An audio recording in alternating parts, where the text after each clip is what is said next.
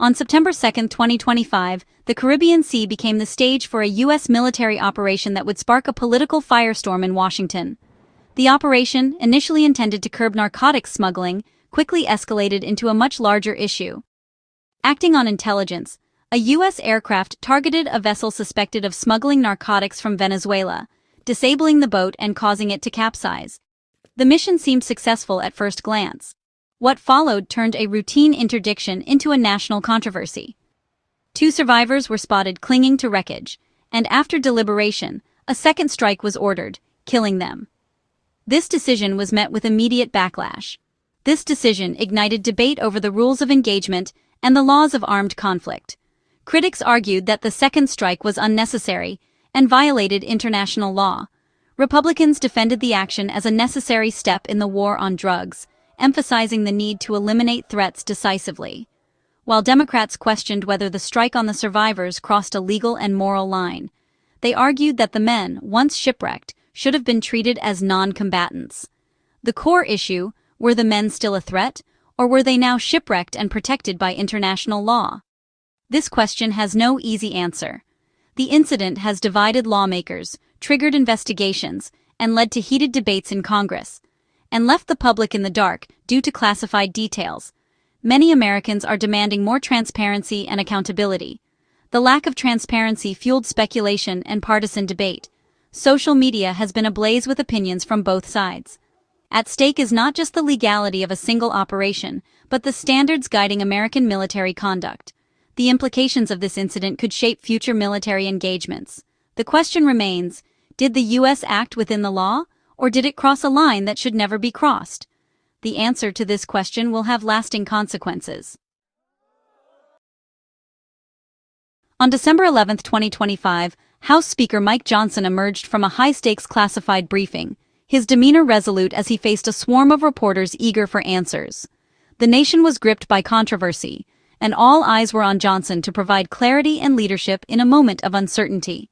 Without hesitation, he declared the military's actions entirely appropriate, emphasizing the professionalism and discipline of the forces involved.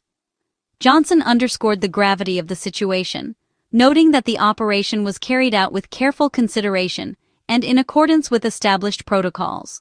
Johnson insisted the 2 men in the water were not helpless castaways, but able-bodied drug runners, who, even after their vessel was disabled, continued to pose a significant threat to law enforcement and national security. He argued their status as active criminals justified the second strike, claiming their rights under the laws of war did not apply in this context.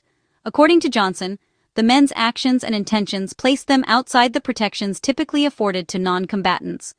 Johnson revealed that intelligence had detected another vessel rapidly approaching the scene, suggesting the survivors were attempting to recover narcotics rather than surrender peacefully. This, he said, was a critical detail that shaped the military's response. He dismissed the men's gestures in the water as coordinated signals to accomplices onshore or nearby, not as desperate pleas for rescue. Johnson maintained that these actions were part of a larger, ongoing criminal operation. This framing was crucial. It recast the controversial strike as a necessary and decisive disruption of an active smuggling network, rather than an overreach or miscalculation by the military. For Johnson and his supporters, this context transformed the incident from a potentially questionable use of force into a justified and even commendable action in the ongoing fight against organized crime. The classified video and intelligence, he argued, provided irrefutable evidence of the men's hostile intent and the imminent danger they posed, reinforcing the narrative that the military acted out of necessity. Johnson's unwavering stance drew a clear partisan line, rallying Republicans behind the military's decision and framing the debate as one of national security versus political second-guessing. The speaker's forceful endorsement aimed to end the controversy, shield the operation from further scrutiny, and reassure the public that decisive action had been taken in the nation's best interest. But for critics, Johnson's certainty and refusal to entertain doubt only deepened the divide, fueling further debate over the limits of military power and the true meaning of justice in times of crisis. At the heart of the controversy is a classified video, seen by only a handful of lawmakers. The footage reportedly shows 2 men, uninjured, moving around the wreckage and focused on floating cargo. Republicans cite this as proof the men were not incapacitated, but still engaged in their mission. The video also shows the men waving, interpreted by some as a distress signal, by others as communication with accomplices. This ambiguity fuels the debate. Are these survivors pleading for help or signaling for rescue by criminal associates? Access to the video is tightly restricted, leaving most of Congress and the public reliant on secondhand accounts. Democrats demand its release, arguing that only full transparency can allow for an impartial judgment. The video's secrecy has become a symbol of the broader struggle over truth and accountability. Until it's released, the facts remain contested and the controversy unresolved. For Republicans, the boat strike is a textbook example of a successful operation against dangerous criminals. Lawmakers who viewed the video argue the survivors remained a threat, actively trying to salvage illegal cargo. Intelligence about an approaching vessel reframed the incident as an ongoing operation, not a simple shipwreck. Eliminating the survivors, they say, prevented the recovery of narcotics and the escape of smugglers. The strike is framed as part of the Trump administration's aggressive war on drugs, credited with saving American lives.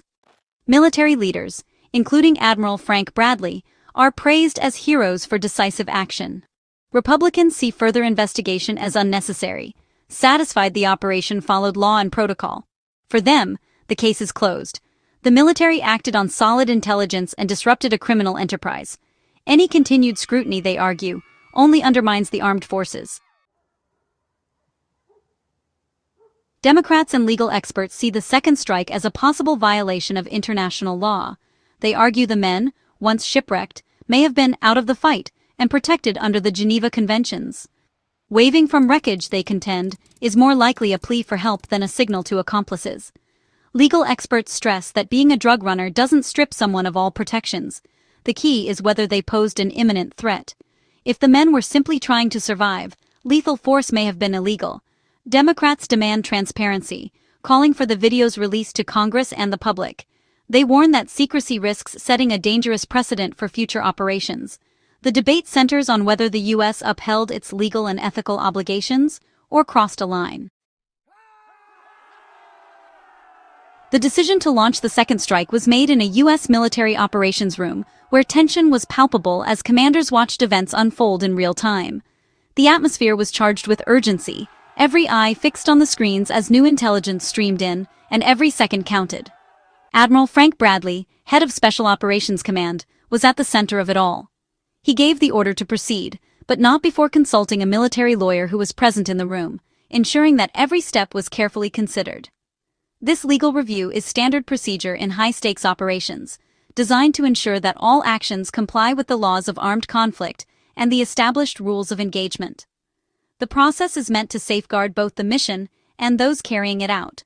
The lawyer's advice, still classified, was pivotal.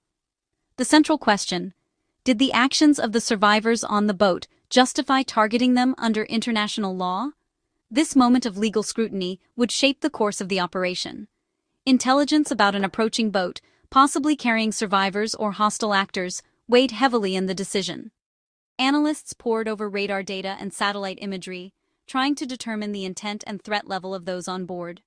The presence of legal counsel is cited by defenders as proof of due process and adherence to protocol, a safeguard against rash or unlawful action. It's a detail often highlighted in official accounts. Secretary of War Pete Hegseth, observing the operation from the command center, quickly endorsed Bradley's decision. His swift approval signaled full administration support, lending political weight to the military's actions.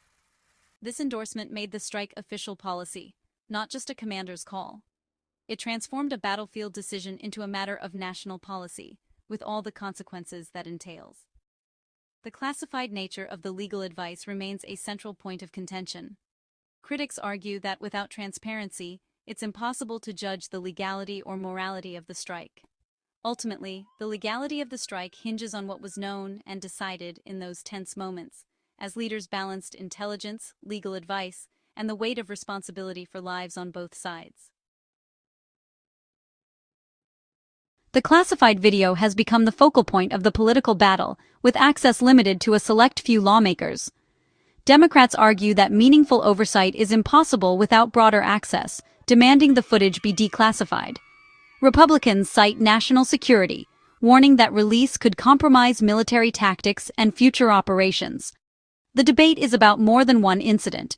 It's about the balance between transparency and secrecy in a democracy. Ongoing investigations in both chambers keep the issue alive, as lawmakers press for answers and accountability. Until the video is released, the controversy and the questions persist. This incident forces the nation to confront fundamental questions about power, law, and morality. When does a criminal become a person in distress, entitled to protection? The laws of war are meant to draw that line, but this case tests where it truly lies.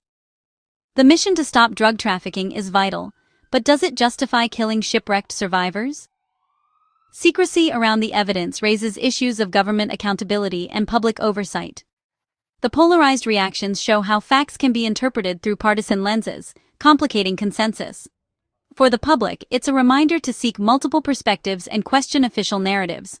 The answers to these questions will shape America's values and reputation. The September 2nd boat strike remains a divisive, unresolved chapter in American military conduct. Republicans defend the operation as lawful and necessary. Democrats see a possible war crime and demand transparency. The public is left between two narratives, with crucial evidence hidden from view. The core issue: were the survivors a threat or protected by law? Ongoing investigations may bring clarity, but the fundamental disagreement endures. This controversy compels national reflection on the principles America stands for. Its resolution will reveal much about the nation's commitment to law, morality, and accountability.